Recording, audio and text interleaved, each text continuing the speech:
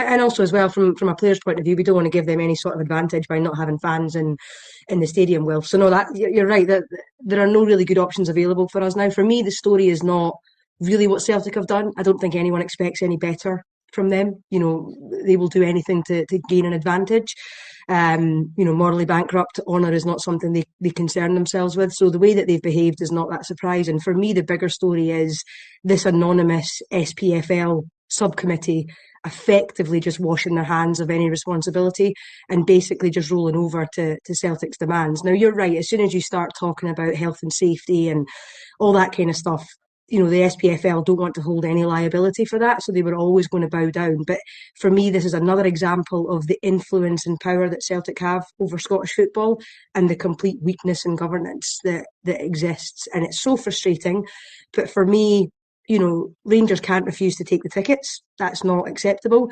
I think the board have fought for fans, but ultimately, as long as Scottish football has continued to be governed the way it's governed, which is to the benefit of Celtic, our hands are tied. The priority is getting people into the stadium, but the way it's been handled is poor, but not really unsurprising in my opinion. Let's get one thing straight. Every time there's controversy in Scottish football, certain voices crawl out with the same tired narrative, that Celtic are somehow the villains and Rangers are just helpless victims. Today, we're dismantling that claim, properly.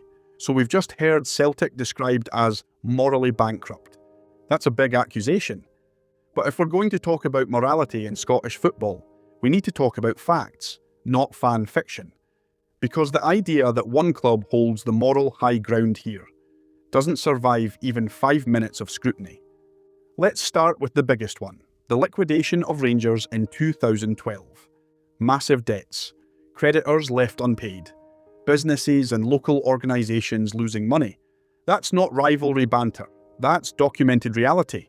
A club didn't just have a bad season, it collapsed financially. So if we're talking about morality, what do we call refusing to pay what you owe?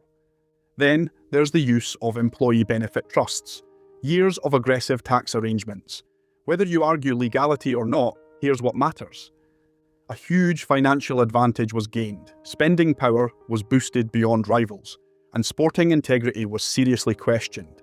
So when people talk about gaining an advantage, this is what that actually looks like. For years, Scottish football has debated what all of that meant, and the authorities had to deal with the fallout. But here's the irony. The same people shouting about Celtic influence are very quiet when discussing a period where rules were bent, and success was built on that advantage. Now let's bring it back to the present. We're told Celtic are too powerful, too influential, always getting their way.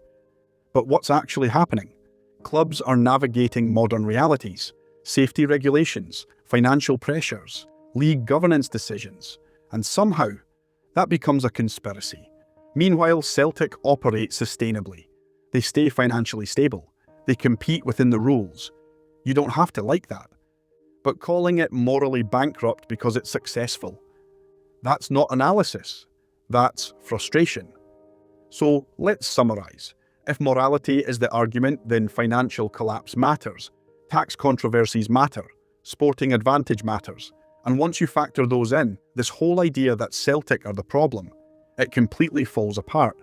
Rivalry is part of football. Debate is part of football. But rewriting history, that's something else entirely. And the truth is, Scottish football doesn't need selective outrage. It needs honesty. And to be honest, only a morally bankrupt person would think avoiding tax and not paying the face painter isn't morally bankrupt.